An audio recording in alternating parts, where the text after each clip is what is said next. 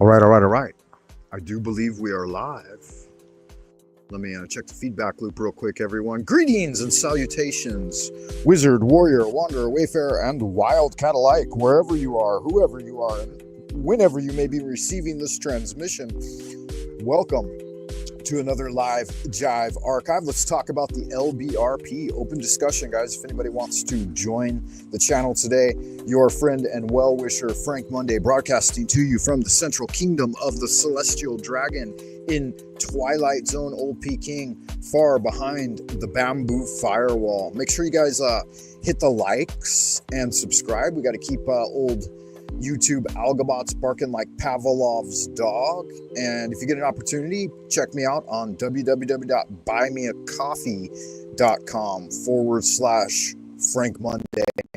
As you guys know, I always like to start off the show with the adoration of Abraxas. Hey, Real to Real, good to see you, man. Welcome to the show. I hope you're doing well tonight. Fantastic to see you out there in the ideas room. I'm going to be talking about the lesser banishing ritual of the pentagram. So if you'd like to phone in, just let me know. You guys know that I like to start off the show with a short prayer. So if you know it, say it with me. In 3, 2, 1. Holy art thou, Lord of the universe, the vast and the mighty one, creator of heaven and earth, maker of all things visible and invisible, tangible and intangible, master of both the light and the darkness. He who was, is, and shall be forevermore. We adore thee and we invoke thee. Send us one of your divine spiritual agents, our holy guardian angel, to protect and guide us through the innumerable snares of the earthly sphere, and a cleansing wind to disperse all negativity and endless human opinion. Teach us those secret things which we must know for the completion of the great work and the glory of thine ineffable name, Adonai. So it is commanded and confirmed, so mote it be. Amen.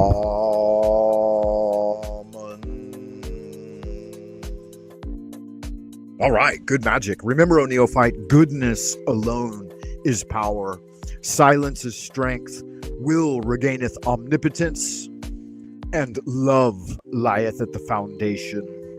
I hope you're all doing well tonight. I thought we would talk a little bit about the lesser banishing ritual of the pentagram. So welcome, one and all, to the presentation. Real to Real, I hope you're doing all right out there in Happy Land tonight. Do you practice magic, and are you familiar with the LBRP, as it's called? So in the occult tradition, right, the magic is known as, according to Crowley, the art and science, the science and art, the art and science of creating change to occur in conformity to the magician's will, right? So real change in the world based on a very simple projection of your intention and will into the receptive, cosmic, universal, responsive nature of the universe, and at the approbation and consent of God.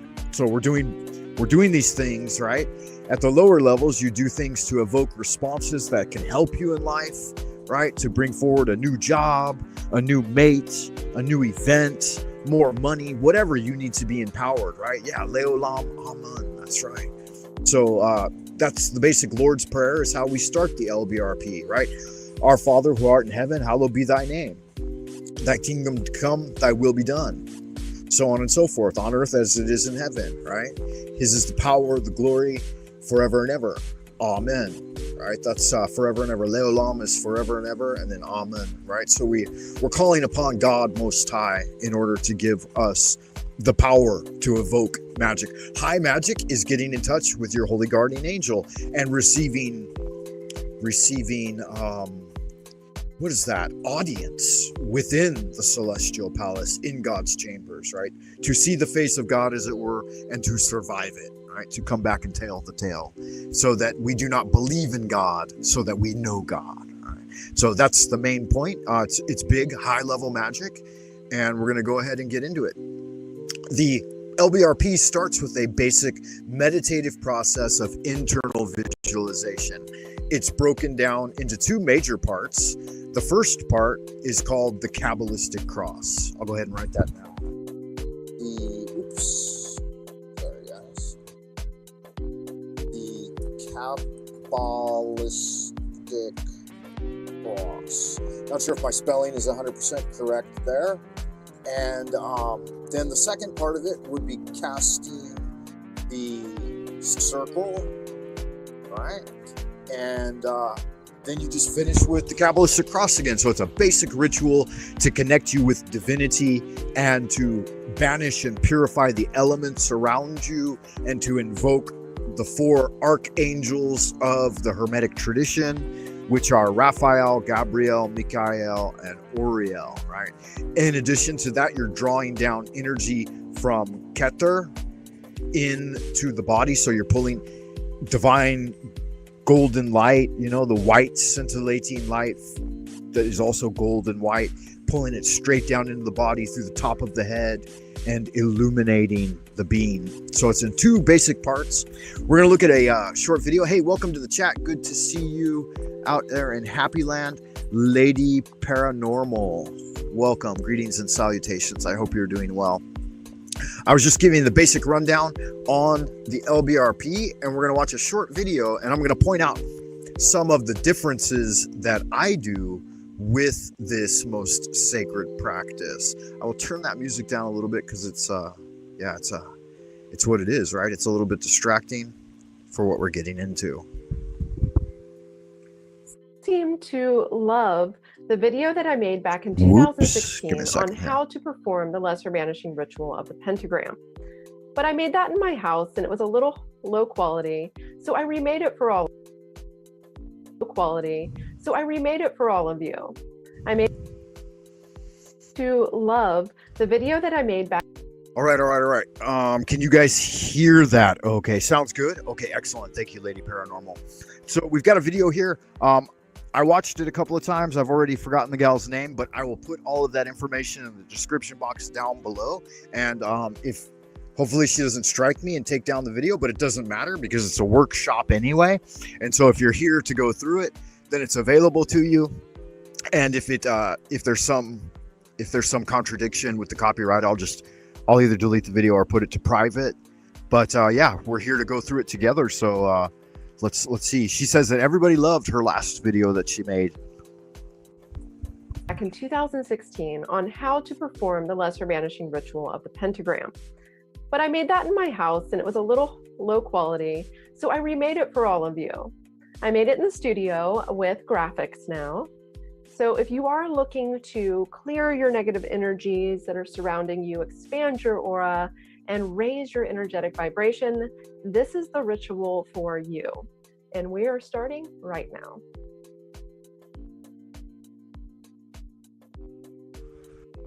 All right, awesome, good. So she goes ahead, she puts her branding on there. That's very smart. It says that her name is Brandy Joy, and she's got her own website, brandyjoy.com. And I think you could probably find her here on YouTube. Just look up Brandy Joy and then maybe type in LBRP and you'll be able to find this video, no problem. I'll put the link again in the description and as a pinned comment. So don't overthink it too much, right? There we go. LBRP.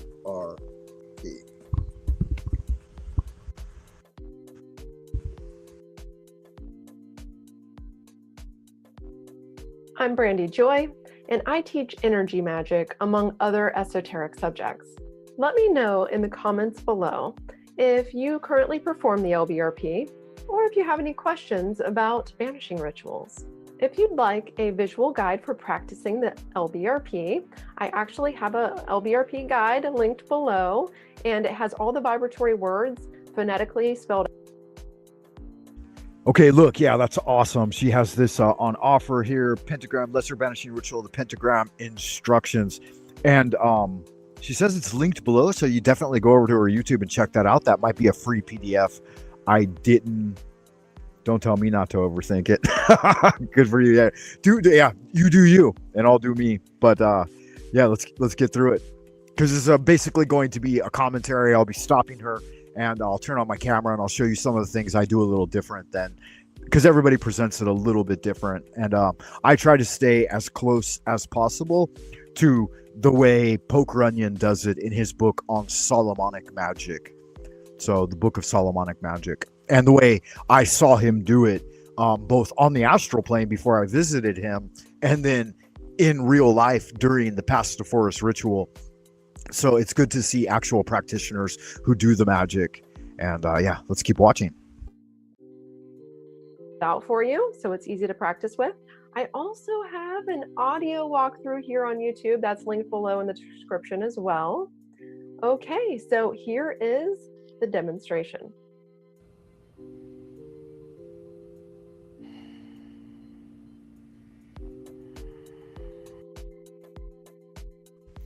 All right, good. So I have to go ahead and stop her a little bit right as you start off here, because the first part she's doing when she's just standing there in silent meditation is an internal visualization, and you'll notice that her eyes are closed. So I just walked a friend through this recently, High Priestess of the Esoteric Order of Dagon, Lady Paranormal, and we were going through this part of the LBRP together because she's thinking about whether or not she'd like to train in the Hermetic system of magic that we do. So you can see that she's putting her hand into what we call the sword hand position, and I can't actually see it 100. I can't see her hand 100%. Let me check if I can reorganize this on StreamYard. No, so StreamYard, the top of my StreamYard for some reason is cut off. So I can't see if she's pointing with one finger or two. But let me show you the differences there that we do from inside my temple. So yeah, there's me ugly mug. I think, to me, it looks like she's using one finger, and I may be correct in that. Typically, because of Chinese Kung Fu practice, and Master Poker Onion, I also saw, does what we call in Chinese the sword hand. So you extend two fingers and then cover the heart finger. This is called the heart finger, right? In the Western tradition, we call it the ring finger, but it connects to the heart meridian. And so therefore we call it the heart finger, and you push it down with the thumb. So we do the sword hand this way. But again, it's up to you. You could use one finger. You could use an athame. You could use a stick. You could use your air dagger. You could use a magical sword. And yeah, you do you.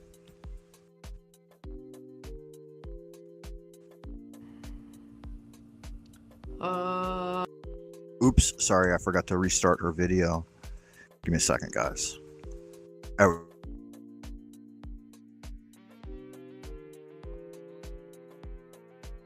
I'm Brandy Joy, and I teach energy magic among other esoteric subjects.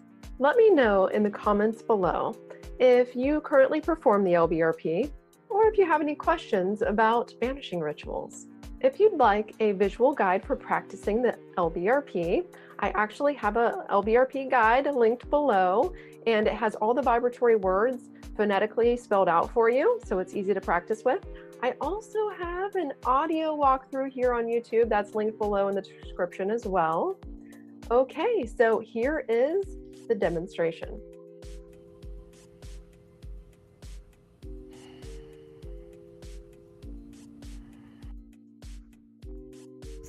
Okay, good. So yeah, I'm just going to stop her again really quick. So this first part, before you start raising your hand up and say Ata Malkut, right? You're visualizing that you expand your body. So you start from your eyes are closed and you're looking down and you imagine seeing yourself standing where you are in your home or whatever, right? Or in your astral temple if you've already built an astral temple. And then you start to rise up, you know, and imagine your body increasing in size. So this first part is a visualization exercise that can take you anywhere from 30 seconds to a few moments, right? A few minutes. You could do it, like I said, you could do it as fast as like in a minute of time. Just imagine yourself getting bigger and bigger and bigger, and you go from your regular height to slowly grow to 10 feet, and then start launching up, and imagine yourself expanding above your house. So you're at 10, 20, 30 feet, and you keep going and going and go through a gradual process. I like to think of it in terms as the amount of feet that I'm growing as I rise up. So I go from 50 to 100. And then when I get to 100 and I'm standing above my neighborhood and looking down, right? Then I go to 1,000. And so I've got my head in the clouds. And then I go to 10,000. Now I'm above the clouds, right? So I'm increasing exponentially in my ability to increase my psychic being. And then I go from 10,000 to 100,000. I'm up among the stars, you know, a million, 10 million, right? 100 million. And so you're going up and up and up, and you let go of the numbers at some point. You're just rising. You're imagining this increase. And then your head is in the stars. You can see the sun and the moon on eye level, right? And then you go above and you can see I won't go too much into this because it's up to you how you build this practice. But for me personally, this first part, before I even start the ritual, sometimes has lasted up to 45 minutes because it's internal path working. Again, you could do it in a minute. You could do it in 30 seconds. We can see how long it took her, right? Like she only did it for a few moments. Oh.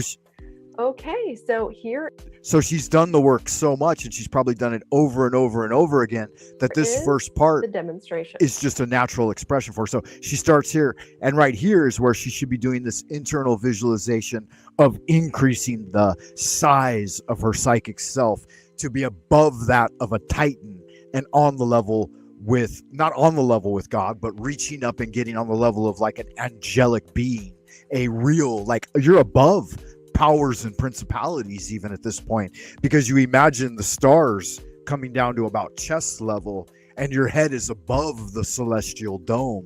This is what you're reaching out to. And then at this point, this is where you imagine the God force above you as a giant source of endless, unfathomable, right, energy. And in Hebrew, it's called the Ein Sof Or. So the Ein Sof Or is actually manifesting in three phases. It's the Ein, right, the creative light, the Ein Sof, the reception of that creative light, and then the Ein Sof Or, the extension of that creative light after having been received and delivered to you, the magical practitioner. So it's somehow it's on the level of the supernal triad of Keter, Hokmah, and Bina all together, right? All together now. It's the Trinity. You're putting your head on the level of the Trinity and then receiving a direct influx of energy from source energy. So that's what's going on in this first part. And look, again, she's only doing it even not just in a couple of breaths. She immediately launches into the posture of reaching for the light. Here she goes. She's reaching up. She's about to grab a beam of that light from Keter and then pull it down into the head, straight down into the top of the head through the pore at the top of the skull called Bai Hui, or 100 meeting point. And then she's going to touch the third eye and invoke Ata. Right now, Israel Regardi has said it Ato. You can watch his video and listen to his pronunciation. But most modern practitioners agree that it should be Ata. Israel Regardi had a bit of a accent, right? So I do both. I don't think that like ancient Hebrew is not known. Ancient Roman is not known. Even ancient Chinese, even though it's the most uninterrupted contiguous language in mankind, right? Reaching back all the way to the Shang dynasty, the pronunciation is not as important as the intention of the magician. So this first one, Ata, means thou art, right? So we're going to say thou art the kingdom. So basically by touching your forehead and saying Ata in Hebrew, you're saying thou art, Lord, right? And the kingdom. But imagine what this means. You're touching your own body and saying thou art the kingdom, right? So you're reminding yourself as you pull that God energy down into you, you too are a part of the kingdom. So here we go. We can invoke together. Ibe, er, Ata. Now the extent of your vibration is up to you. You can do this voiceless, meaning you can, if you're practicing in a place where you shouldn't disturb other people, you can just do it internally in your mind, right? But you should take the opportunity to get someplace where you can invoke with great fervor throughout your initial training sessions. So when you're practicing this as a young neophyte, yes, you pull in that sparkly, golden, scintillating energy, right? Straight into the mind and let it illuminate the top chakra, whatever you guys say, you know, whatever you want to say. I call it the celestial dantian. So the entire head for me is one chakra point or whatever. Again, I'm not going to use Hindu language because I don't really get it, but yeah, it's basically the third eye chakra is where you're pulling it down in through Bai Hui. So you're illuminating the entire skull, right? This is the true mystery of Golgotha. You're pulling that golden light in to illuminate your brain.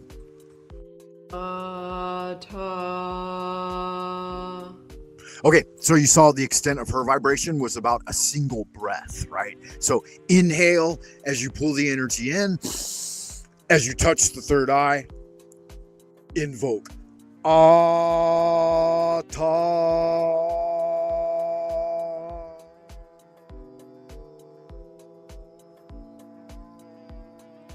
And again, the extent is up to you. I use a big breath when I'm doing it, and I have time. Of course, you're going to be limited by time, space, and whatever your environment. You don't want to disturb the people around you. It's getting close to midnight here right now, so if I'm shouting Hebrew words in long, unexhausted breaths, right, my neighbors aren't going to appreciate that. So that's the only one I'll do on that level for now.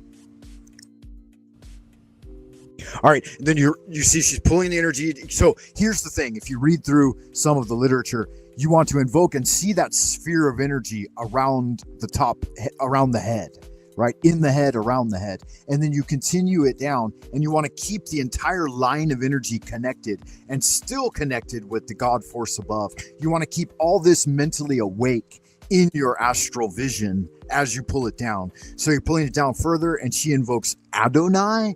You could invoke Mikael. You could invoke different ones.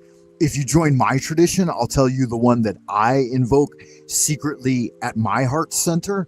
But Adonai's fine. It's a great start. You might want to use some other god name that you're more directly associated with rather than Adonai. Like if you have if you're from a Buddhist tradition or a Muslim tradition, you might invoke Allah. Or if you're in the Christian tradition, you might invoke Jesus or even Jesus Christ, right? So you're basically saying, I am Adonai Malkuth. And this is not traditionally taught in our system. We don't invoke the heart chakra as we go through the Kabbalistic cross. But it's worthwhile if you do want to do that. Iwaz, yeah, you could do Iwaz. Very good one. Excellent. A Phalemite among us. Very good. And we also have another, a hate thrower, somebody who, real to real, if you would take the time to either time out the person, and since you have a wrench, you could get rid of them if you want. I don't discourage negative feedback, but just being a hater, yeah, that's useless. That's not going to help you here, my friend. So you don't have to ban them immediately. Yeah, go ahead. You can ban them if you want, but yeah, if you come forward in a spirit of philosophical inquiry and asking questions or presenting your ideas in a polite manner, you're welcome. If not, you can hit the fucking road. Yeah. Anyway, that's all I'll say on that. And if I have to, I'll take a moment to do it, but I don't have those tools directly in front of me right now. So after Adonai, and you're continuing to pull that energy down, of course, the color schematics that you use or the frequencies you use will be up to you and your tradition. But basically, you started from the third eye chakra, Ata, Adonai, and the next one's going to be Malkuth. So let's go ahead and continue watching. Remember, maintain the consistency, the linkage of all the energetic formations in your mind as you go through this. You don't want to break the connection with the Ein Sof or above, with the God force above you, source energy, and you want to maintain the spheres of energy as you build them up and go down. More practice on the middle pillar will help you do this really well. Adonai Malkut. Okay, very good. So yeah, she brings it all the way down. She brings down the Ein Sof all the way from the top, and then we get all the way to the bottom, right? And you could see she's literally touching her genitalia there, right? Like her groin center. You can go there. I only actually go down to Yesod. So I touch at the foundation, which is, and I'll show you really quick, and don't think I'm trying to porn bomb you here. So here's my belly button right here, right? And I touch the Dantian point, which is approximately 2 to 3 fingers below the belly button. So that's the point I touch when I do this one. Again, each practitioner mileage will vary, so it's up to you. I'll show that again. So the belly button's here, right? There's the belly button. I touch this point right here. So about 3 finger widths below the belly button. That's the seat of the lower Dantian and the 9th sphere on the tree of life, Yesod. But yeah, again, mileage will vary. These practices can be adapted to some of your personal preferences with subtle nuances like this, right? Let's continue.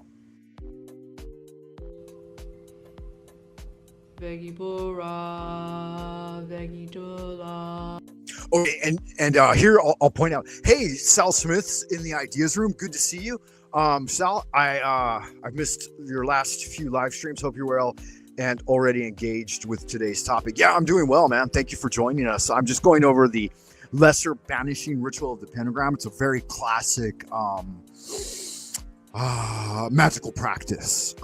So you can see here, I want to show you guys another variation on how she's doing it and how it differs a little bit from how I do it in the tradition I practice. So I touch slightly lower, maybe a finger below where you touched. Okay, good, Lady Paranormal. Again, and the variations are absolutely acceptable. In fact, you'll watch the Catholics when they do the Kabbalistic cross, right, or the Catholic cross. They're very straightforward. They just go straight down to the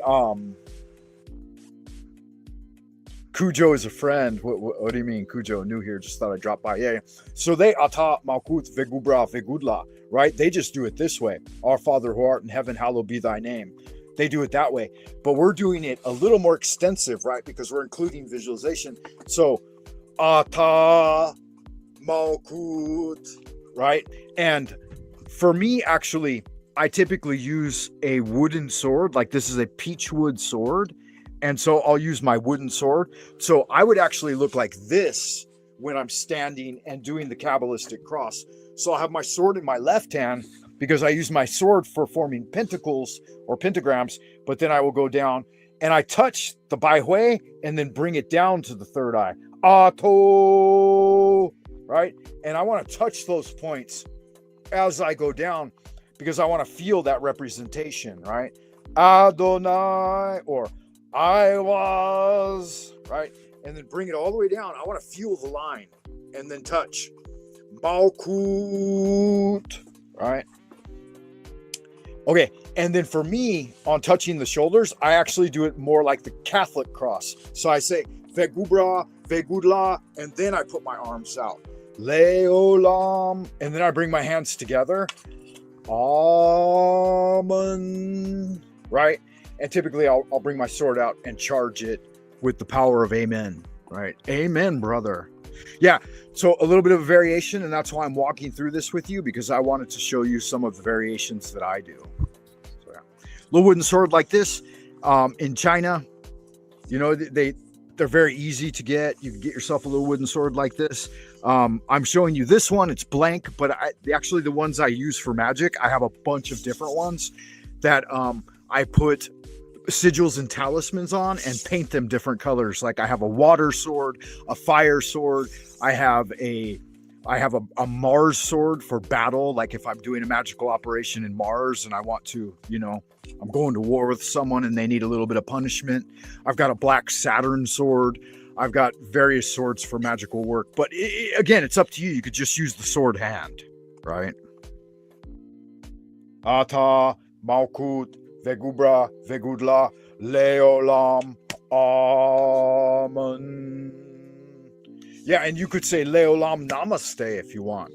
It's up to you. Again, we're trying to stay in line with a certain tradition of magical practice so that when you go to meetings with other people, we're all kind of doing it the same way, right? But with our own subtle variations is just absolutely fine and beautiful, because the good thing is that magic is your practice. It's not something that's set in stone. The study of grimoires means that this is the way these people that did it before us, and now we're picking it up and evolving it into the future. So first learn the way it's written in the book and then adapt it to your own needs.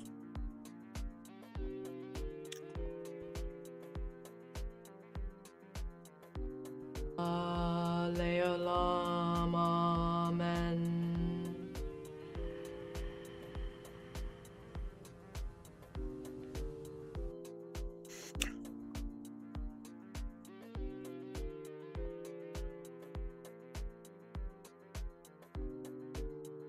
All right. Yeah. Can you hear me okay? Good. 5x5s, I hope.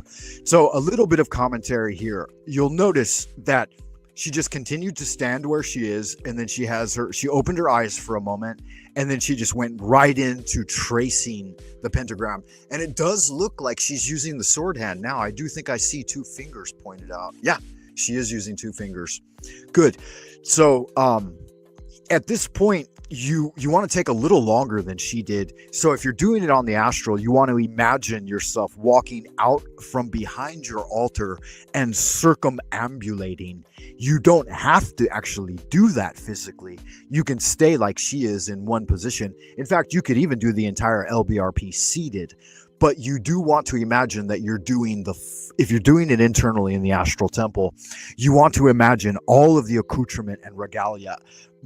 At this point, if you're a neophyte, if you're a beginner and it's your first time through the LBRP, you don't have to do that. But I'm saying that in the long run, you want to practice this thing on a grand scale so that as the shins appear and start to accompany you in your magical practice, like you're really going to wake up to it, that the spirits are all around you as you're doing it, and you're going to start to see them and they're going to be there with you. And then you're going to wind up at one of the temples where we're all actually doing this and practicing together, and you'll see one of like maybe the grand magician, one of the highest wizards do these practices, and then it'll all click for you. It'll make a lot more sense. Okay, so to start off, here's the biggest difference between the OTA and other traditions. For a beginner or a neophyte, you could see that she's starting from the left hip up to the head and then back down to the right hip, but they're using the color blue. This basic pattern from left hip up and then down to right hip and then up to left shoulder and then out to right shoulder and then back down to left hip. This pentagram pattern is actually the banishing of an earth pentacle. So because we're doing earth pentacles, rather than blue, we tell neophytes you want to focus on the color green. So you should be using a neon, flaming, electrified green color, right? Associated with the earth element rather than blue.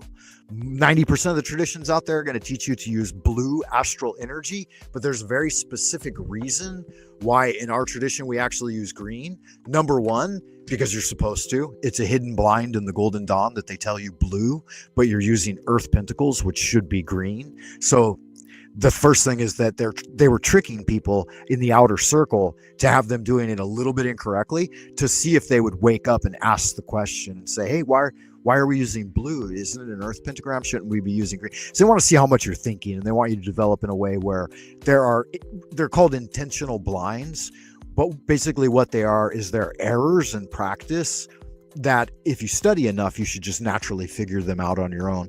But Poke Runyon said we shouldn't give this intentional blind to people, because they end up practicing, solitary practitioners end up doing 20 years of the lesser banishing pentagram or something, and are always using blue energy, and it doesn't have the same value. Like, and once you figure it out on your, like, if you figured it out on your own, like I did before I even discovered that Poke had done that, like it, a lot of things change. So I'm with like Poke on this. I think you should just start with green rather than blue, but I'll let her continue. All right, and I'll stop one moment now, because once you formulate your pentagram, right, now you're going to be pushing a god name into the center of it. In this visualization process, you want that star to be at the border of your magical circle. So after you have walked out from around your altar, you're standing facing the east, and you're making this first banishing earth pentagram in the direction of the east. You could just be facing east as you stand or sit, right? Or but you're going to be charging it now with a god name, and let's see how that looks. Yod He Vav He. Okay, good. And I'm going to turn on my camera and show you how a little bit of difference here. Let me see here. Give me a second, guys. Okay.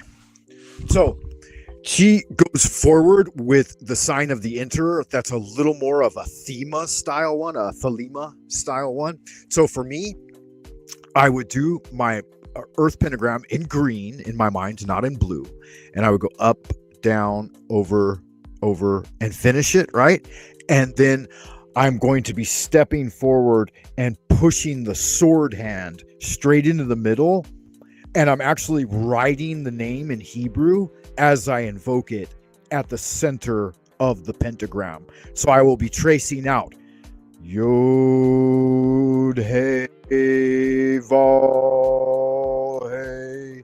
So I write the Hebrew letters, I inscribe them in the middle of the pentagram. This is a little more advanced level. You don't have to do that, but I do it, and I've added this to my practice, and it's instrumental. It, like, you won't even believe the difference. So go ahead if you want and use your sword hand to inscribe. If you've already got them memorized or you already know how to write it, right? It's really easy to write. Just learn how to write Yud, He, Va, He, right? The tetragrammaton. Again, you could choose 4 god names from your own private tradition. You don't have to use the Hebrew ones. But if you're going to learn this system through the system in the way in which I learned it, you should start with what they teach here. So the first one is Yud He Vav He, which is Jehovah. And so basically you're invoking Jehovah into the east. Now, I'm not going to get into the advanced practice of my greater invoking pentagram ritual, but I will tell you, I've added quite a bit in my own practice to make this a very grand ceremony indeed.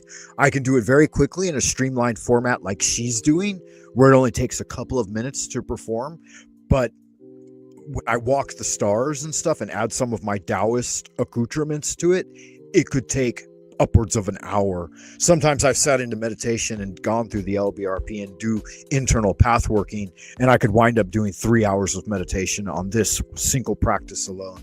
So don't think that this, if you're doing your LBRP just like drudgery or something, I don't want you guys to think of it that way. Learn it at its most basic foundation, but realize that it evolves into a very grand ceremony. So you're going to be empowering the pentagrams into your aura, and then you'll be empowering the rose crosses into your aura, and then there are many other levels, right? Like the octahedron above and the tetragrammaton below. And I won't get into it here, but I'm just telling you, this is just an entry point.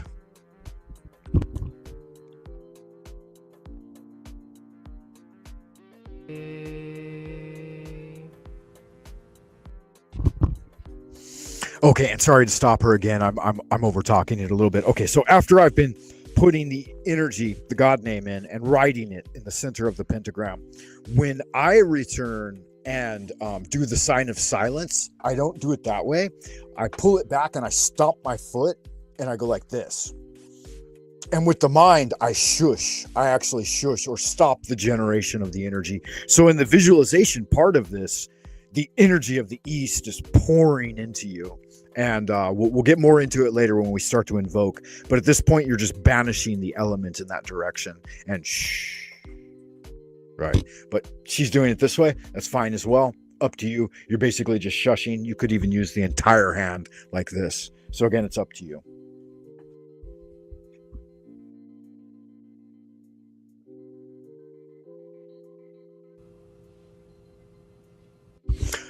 Okay, point of interest here. You do continue. Okay, so you've created the flaming pentagram, and now you pierce the center of the pentagram, and a line of astral light. This should be scintillating white light that you fathom, that you fashion your magical circle with as you move to the next direction. So we're starting in the east. We're going to go south, west, and then to the north. And you're going to create a pentagram in each of the cardinal directions. There should be a line connecting these. As well as this, you should still have some leftover good vibrations and visualizing. I mean, you can't keep all of these things in your mind at the same time as a neophyte, but as you do them over time, it's all going to stay awakened, right? The light that you drew down from Ein Sof Or, and then the pentagram, you don't want to lose sight of any of them. As you create them, you keep them in your astral field. So now she's going to the south, and she's going to be invoking the god name Adonai.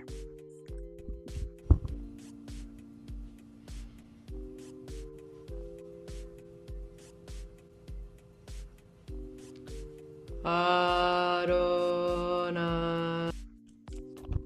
Again, I'll just point out really quick, the difference here is I would be using the sword hand, piercing the middle of the pentagram, and I would be writing out the Hebrew letters A, D, N, I, which is Adonai. So Aleph, Daleth, Nun, and Yud, right? You could do it the way she's doing it. It's a more simplified version.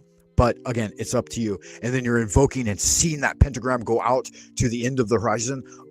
You could read her PDF. I'll see what she says in hers. But this is just a basic overview, guys. So we'll go ahead and let her continue. This is in the direction facing south. Hey.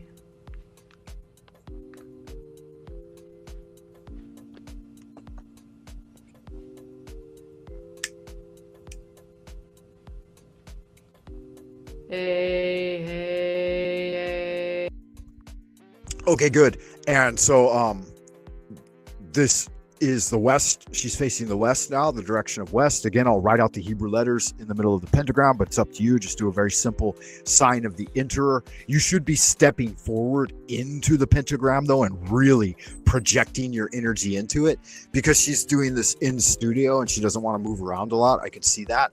She's not stepping forward, but you can go ahead and step forward in a natural manner with one foot, left or right, up to you. The sign of the enterer should be using the actually the left foot, I believe. But because I'm Kung Fu trained, it's always going to be a small step with the left and then forward with the right foot. So you always start with left foot, but it'll be up to you. Again, variation. You could just stand there like she's doing. That's fine as well. Then next up is going to be the sign of silence. Sign of silence. Then center of the pentagram. Continue the line.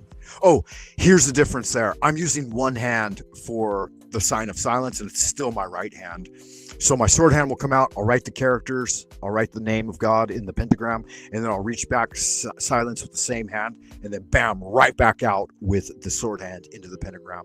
And moving on to the next one, in the north, it's going to be the god name Agela, or Agla.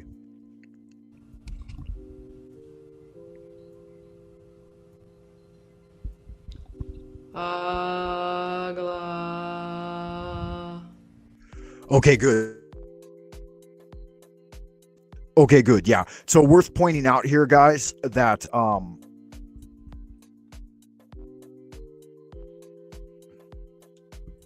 I'll turn on the camera just for a second. Worth pointing out here, guys, she said Agla. That's fine. You could say that. But we can also say Agela, which is Adonai Gebura Leolam Amen. So the Agela is actually an encoded version of that.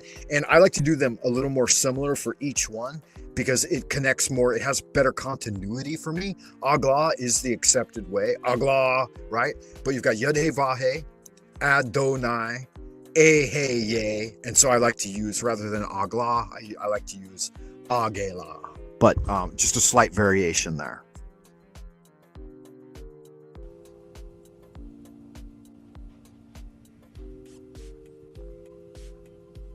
Before me, Raphael. Okay, good. So now once you've formed all the pentagrams, you want to see them in your psychic aura. You want to see the completed circle. You've come back around to the east. You've circumvented your altar on the astral. Now you put your hands out to the side. This is a very simple way to do it, and I encourage it for the beginner. And you envision the archangel Raphael rising in the eastern horizon at the level of a Titan, on the same level that you were when you did the Kabbalistic cross. So you can imagine at this point that you can perceive the earth plane below you, and you can perceive the clouds would be down at like ankle level, right? And then the sun and the moon would be at heart level. And then the entire starry cosmos would be at like shoulder level. And you would still perceive and see that Ein Sof aura above you. So the archangels are on a size that's equivalent to our entire universe, our cosmos rather. What would it be? Or our galaxy. So you're on a galactic level at this point. And when you invoke Raphael, you want to invoke him in all his glory at that level, right?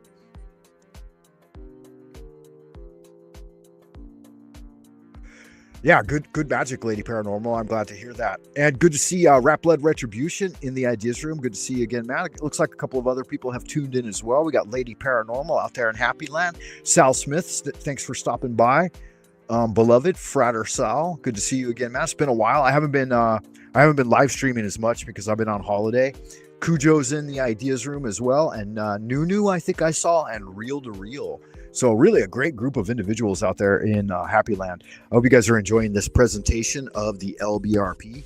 I can't even see the amount of time we've been transmitting, but really quick before we get into the finishing part of this, I'm going to go ahead and blurb the channel while I've got all of your attention. This is your Grand Wizard of the Esoteric Order of Dagon, friend and well-wisher Frank Monday, broadcasting to you from the Central Kingdom of the Celestial Dragon, Twilight Zone, Old Peking, encouraging you, please hit the like and subscribe, guys, and if you get a chance, go over to buymeacoffee.com and check me out there. So today's presentation is all about the lesser banishing ritual of the pentagram. Let's continue with it.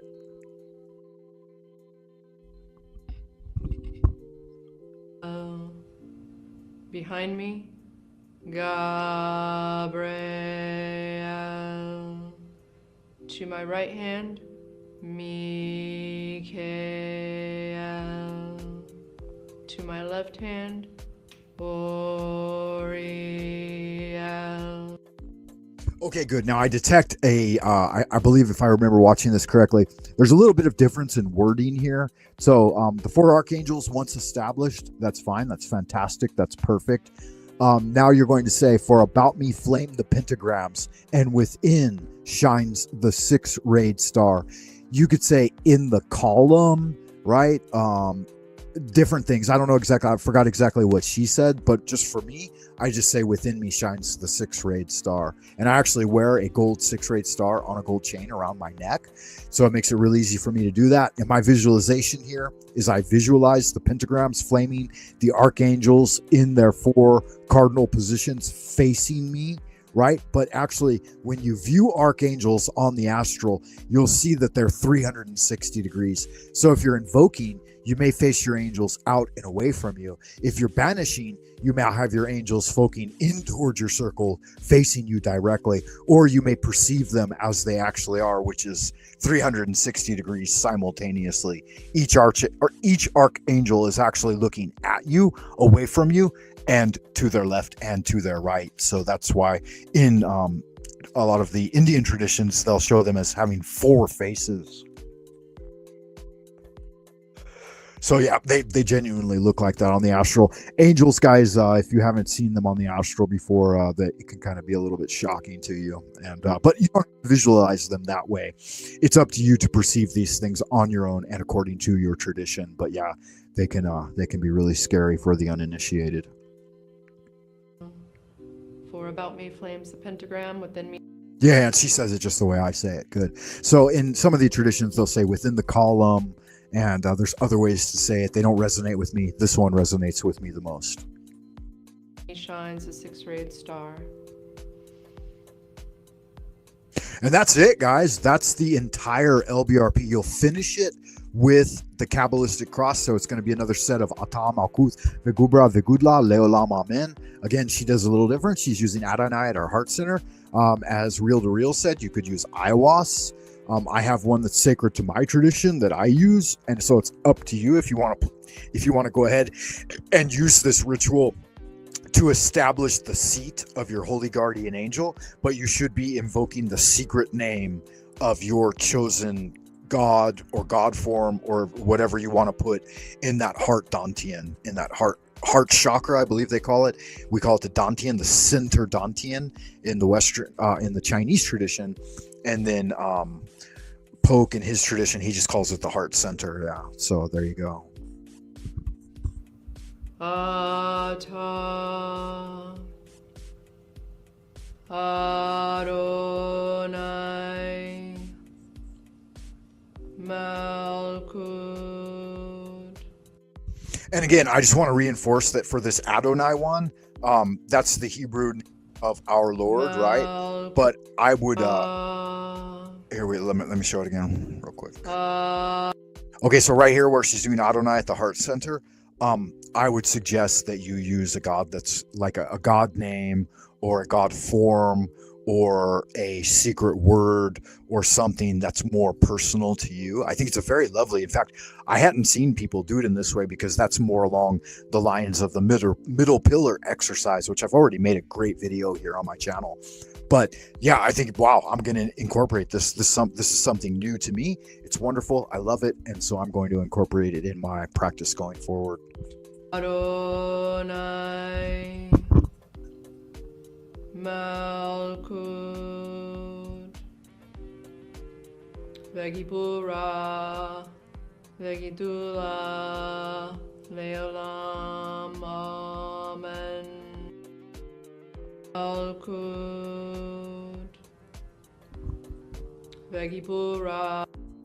Just a real quick note on pronunciation here. I do it a little different. Again, I showed you that at the beginning of the video, but for me, it's Vegubara, right? Vegubara.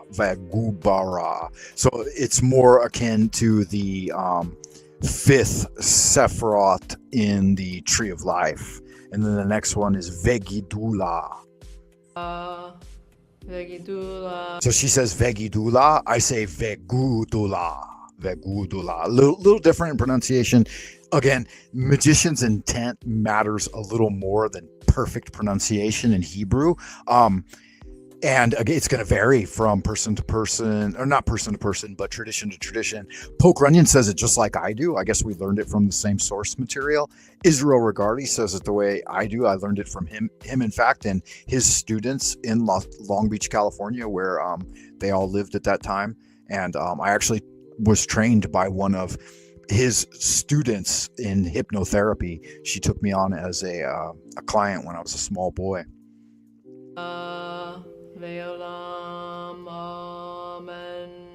That's all perfectly correct there. And there you have it. All right, so if you liked the video, please click the like button below and subscribe if you're not. And if you have any suggestions for future videos, I would love to hear them. I do read your comments and I do appreciate them. So thank you so much for watching, and I'll see you in the next video. There you go, guys. Brandy Joy and Good Magic. Yeah, she did a really lovely presentation there of it. It's very straightforward, easy to follow along with. Pause it as you need to, and check out her. Let me try to find that where she's got her website. Aura, and rate. Let me see, where was it? Comments below if you currently perform the LBRP, or if you have any questions about banishing rituals.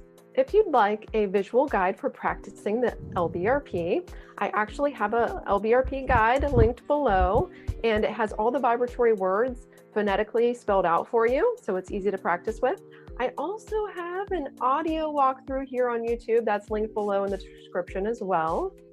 Okay, so here is the demonstration. All right, yeah, Brandy Joy, there's her name. I missed where she has a web page too. Low quality. I think it's so I remade it for all of you. brandyjoy.com. I made it in the studio with that in my house, and it was a little low quality. So I remade it for all of you. I made it in the studio with graphics now. So if you are looking to clear your negative energies that are surrounding you, expand your aura, and raise your energetic vibration, this is the ritual for you. And we are starting right now. There you go. Okay, there's her website, guys. You can find her here on YouTube, and wonderful. Thank you so much for that. I hope she appreciates my little bit of commentary and presentation of her good work, because that's really good work there. Made a very straightforward, easy to watch video. Absolutely perfect for the beginner. Let's see here, because I had to learn all of this before there was even an internet. I learned this from source material and from people who actually did it, and I didn't practice for years until recently. I got back into it, but then when I got back into it, I just relearned it all again from source material, even handwritten notes on the meditations. So definitely there's a little bit of difference there, but good. It's very updated, very streamlined, very nice. I thought that was wonderful, and I hope you enjoyed that, guys. We've got some stuff in the ideas room to talk about, so it looks like some people are chiming in. We've got a wonderful comment here from Real to Real. He says, why are the certain god names in each of the directions? For example, the YHVH is in the east and represents the element air, the Yetzirah. Understanding and communication of the Kabbalistic worlds, Adonai, the south, and fire is the Lord highest, the Absolute. To be continued. Yeah, good man. All of that's higher level magic that the initiate doesn't need to trouble themselves with, but absolutely it's great to know at an intellectual level. These things that you're bringing forward, really, you really get it, will become understood by the neophyte as they progress through the grades, right? As you go from neophyte to Zealator and Adeptus, and then to Master Magician. So good magic there. In Poke's tradition, they follow the Crater Rapoa, and so we follow a bit of a Rosicrucian structure, and so the first grade is Pastophorus, but I won't talk too much about that. Yeah, Lady Paranormal founder, good stuff. Sal Smith asks, do you still practice hypnotherapy? Yes, I do, Sal. So if you're interested in a session, let me know, man. I would do your first one for free, and if you enjoy it, then you can check out my coffee page. I've got all the information there on the Buy Me a Coffee. If you would like me to become your hypnotherapist, then I would definitely do that for you. But yeah, I do. I love hypnotherapy. In fact, my hypnotherapist, if you do it, you can do me, right? We could exchange it a 1-for-1, right? My hypnotherapist recently passed away, so really kind of grieved about that still. Yeah, definitely, guys, go and sub Brandy Joy and give her a thumbs up. Tell her Frank Monday sent you, if you want. If you're a visible person. Yeah, you definitely want to take some notes. And learn it slow. I mean, there's no hurry, there's no rush. Again, you can practice 3. This will take you exactly 3 to 5 minutes daily. It's that easy. And once you get in the jam with it, you can use an air invoking pentagram over a letter or something if you want it to arrive quickly. If you're doing a message, do a little pentagram. You'll start to use all of the elemental pentagrams and the god names. Aheye is in the west, water, the Bria, and the cohesive, etc. Yeah, you're going to be thinking about the 4 states of matter as you do this. So as you face east, you think about the gaseous form of energy. When you're facing south, you envision that the element of fire and that plasma energy washing over you with the first letter of the god named Yud, right? Yud, He, Vahe. Those represent the 4 Kabbalistic elements. As you face the west and invoke Aheye, you're thinking of the Not yet, though. At the beginner level, we don't go this far reel to reel. But yeah, you'll be really invoking all the beautiful imagery associated with the astral plane and pathworking magic, because this really is high level pathworking magic, and it's simple to learn in its basic form, and it's only going to take you 3 to 5 minutes a day. But as you build up your correspondence and your associations, like reel to reel has obviously done, then all of this beautiful, wonderful imagery is going to be there at your disposal each time you do your LBRBP, lesser banishing. And of course, it's just it's a banishing ritual. It can be the invoking ritual of the pentagram. It becomes a much grander thing, but this is the foundation where we set the cornerstone of the Western mystery tradition on this easy to learn, simple practice. Yeah, wonderful, Sal. If you're interested in hypnotherapy or magic, that's what my channel is all about. I do a 100-day challenge. So the next 100-day challenge, starting March 22nd, is going to include some elements of hypnosis. If you look on my channel, Sal Smith, there should be a whole playlist for a 100-day challenge I did called Hypnoapotheosis, where I had a professional hypnotherapist work and help me form this program that we did. I believe it was about a year ago now. Hypnoapotheosis. So yeah, there's a 100-day challenge called Hypnoapotheosis. I think it was 2 or 3 100-day challenges ago. But yeah, we did about probably 50 videos just concerned with learning hypnosis, self-hypnosis. And once you learn self-hypnosis, then you can learn to hypnotize other people as well. Yeah, and thank you for that, Sal. I'm still grieving a little bit, and the reason is because the date he departed is about to come up on a year now. So we were doing a 100-day challenge last year at this time, January, February. We were just at the end of the 100-day challenge, Pathways of the Magi. And we were talking about our next upcoming 100-day challenge, and we were talking about having a retreat in 2025 where he was going to fly out to California.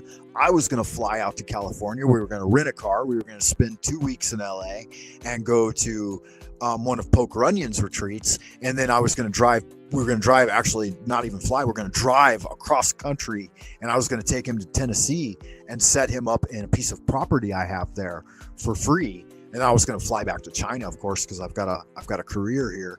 But he was going to stay in America and become active in hypnotherapy and magic there, living on one of my properties in America. And so, yeah, it was very heartbreaking when he died last March 2024. Yeah, so a bit of a bummer. And thank you for your condolences. It's a bummer. It's a bummer. Lose one of your best friends in magic. I semi-did it with her, but all the pauses, etc. Yeah, and all my unnecessary commentary. Yeah, just grab the video, guys. Brandy Joy. It's a short one. I think it's only like 5 minutes long or something, maybe 10. Let me see here. Does it even say? I don't see a thing. 3. Oh, it's not even 5 minutes. Her whole video is only 4 minutes long. What a wonderful thing, right? What a beautiful presentation. A lot of different people do a lot of different videos on it, and there's a million of them out there. Foolish Fish has one. I've done a bunch of them. You can find. Wait a minute. Sorry. Is this someone joining me? No. It looked like somebody maybe in the ideas room. Demonstration. Oh, that's still my video. Yeah, guys, if anybody wants to join me and talk a little bit, I said it would be an open discussion, so I will open the chat if anyone wants to join. If not, I'll chat with you guys here in the ideas room a little bit. Let me see here. Oh, Real to Real continued his transmission. Thank you for that, Real to Real. Really nice of you to bring Agela or Agla is Ashia, and it's the might art thou Lord of the earth forever. Very good. Yeah. So yeah, knowing something about the God names as you invoke them is important, Real to Real. And thank you for bringing that forward, because a lot of people in the tradition, they keep these things secret and hidden to the beginner because they don't want to overwhelm them with too much information, right? What we call TMI, or information overload. Yeah, so our first god name, Yud-Heh-Vah-Heh, is the Yetzirah, and it's understanding and communication of the Kabbalistic worlds. When you say the Adonai, it's the fire, it's the Absolute, and it's fire is the Lord highest. And then the Eheye, again, when you're in the West, it's the realm, the Kabbalistic realm of the Bria, and it's cohesive, etc., liquid energy. And then the Agela, the solid, the matter, the first stage of matter, right? We have the solid, the liquid, the gaseous, and the plasma, and then the Ashia, the might art thou, Lord of the earth. Hail unto thee who art creator of Sorry, I got a little bit lost in internal visualization. Sal said he might go down the old rabbit hole. Yeah, good for you, man. Join me on the Pathways of Magic 100-day challenge coming up in spring. It'll be fun. I'll set out an entire set of coursework for everyone. Like with the last one, I'll show you guys the Pathways of Magic that I just went through for the last 100-day challenge. Just real quick here. Let me see how this works. Share screen.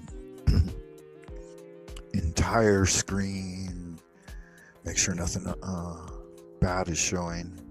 You know, that can happen. Here we go. Okay. Add it to stage. And, So you all. Oop, that's not what I wanted to add to stage. Oop, my bad. Oh, that's why that video is still in there. Okay. I added the wrong one, guys. Sorry about that. Okay, yeah. So if you look at your screen now, I don't know if you're just listening, but on my buymeacoffee.com/Frank Monday, I support the 100-day challenges with documentation so you can follow along if you like. So for this one, the post is on Frank Monday, Buy Me a Coffee, posts, 100-day challenge, Pathways of Magic. You can go in there. You can see the whole course syllabus. We did each 10-day counts for a week. So you try to practice all 10 days if you can, but try to get 7, 8, or 9 of them in there anyway.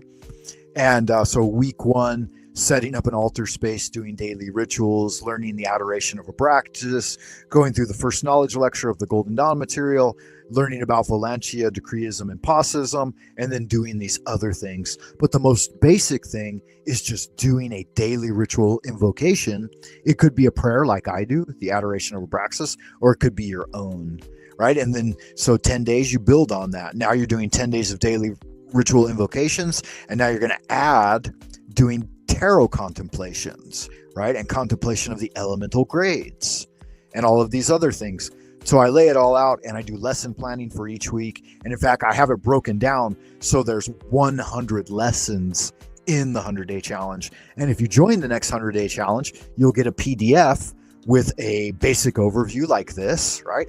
And a course syllabus and a PDF with 100 lessons in it, right? And you'll be able to participate in that. And it's all free of charge. I don't ask for anything in return. Just participation. Yeah, it's all done out of love because love is the law. Love under will. Sal Smith says, has a drink to celebrate their life, pour out a little liquor for the last, and take this retreat as a memory they can still carry with you in spirit. Absolutely. I did that for like a solid month when he first passed. I'd buy a giant bottle of whiskey, go down to the cemetery, burn spirit money, light incense, and pour out, half of the bottle, and then leave the bottle there empty on someone's gravestone, because there are cemeteries all around the academy where I work, like just random burial plots in the middle of public parks and stuff. It's pretty cool. But yeah, I've been doing that.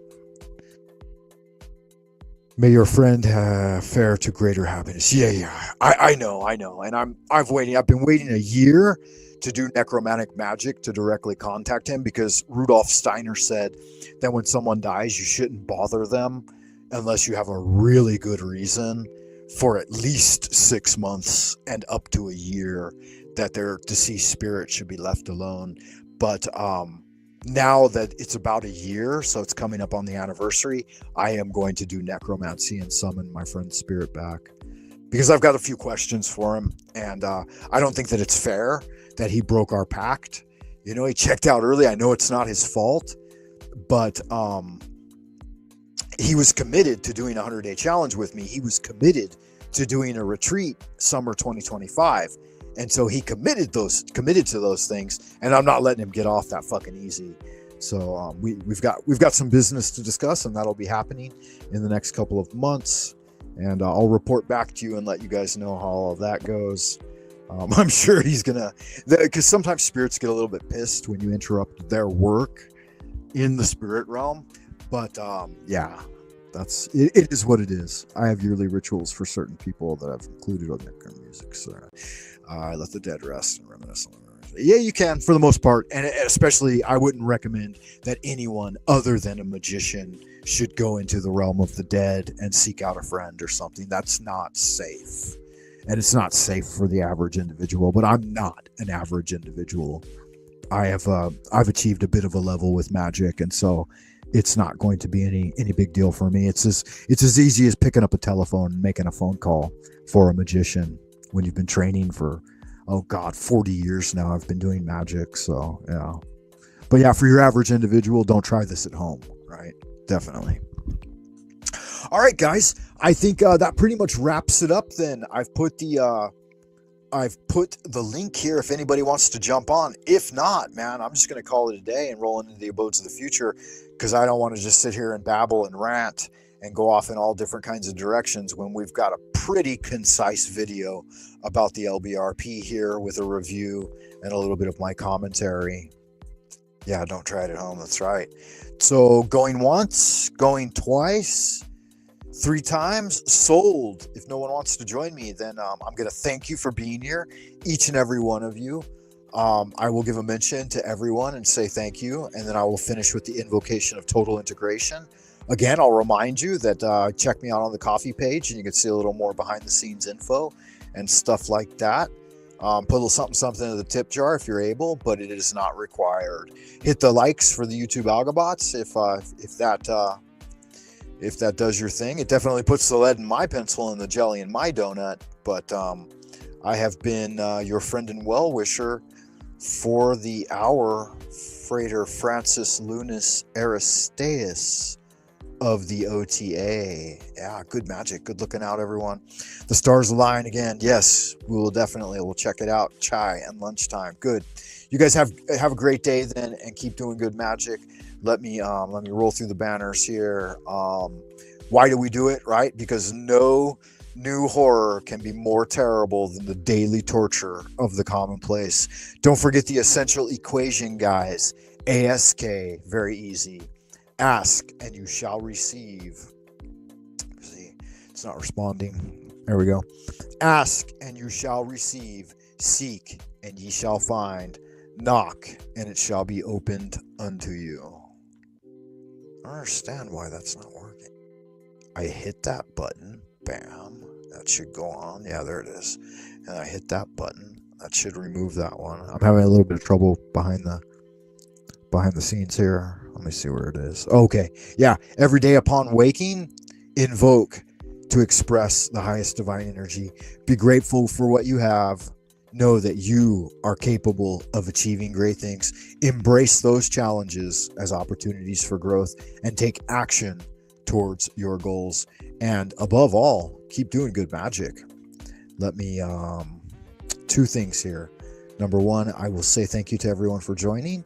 Good to see you, Lady Paranormal. Thank you for joining me on this brief transmission. Good to see you again. I really had a fun time training with you in magic. Behind the scenes, guys, we did about an hour of magical training before I went and did this video. Reel to reel, thank you for everything you brought and all of the additions, man. Much love to you. And you're really an asset to the channel, man. I certainly appreciate that. And Sal Smith, thanks for stopping by. You proved to be a lot of fun over the last few times that we did live streams together, and having you there in the ideas room. Good magic on that, man. Thank you for that.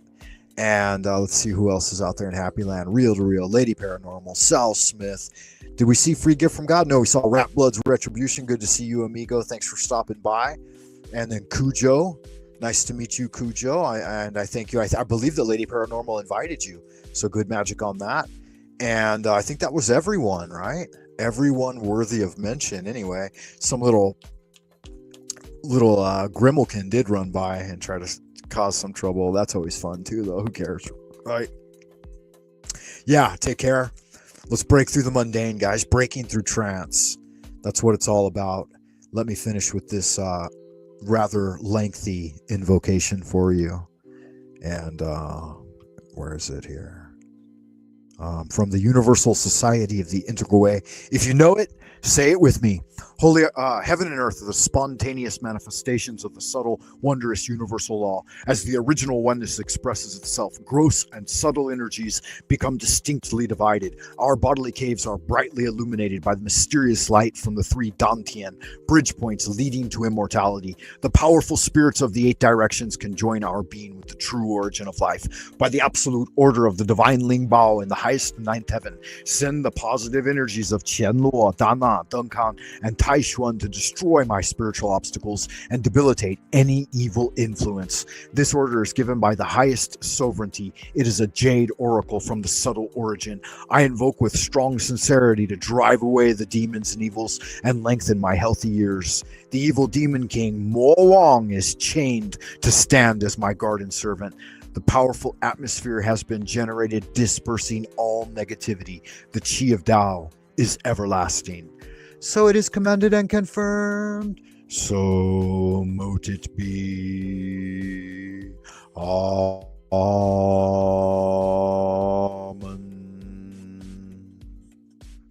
All right, good magic, man. Remember, Israel Regardi said, invoke often, inflame yourself with prayer. And remember, O neophyte, goodness alone is power, silence is strength, love lieth at the foundation, and your will regain omnipotence.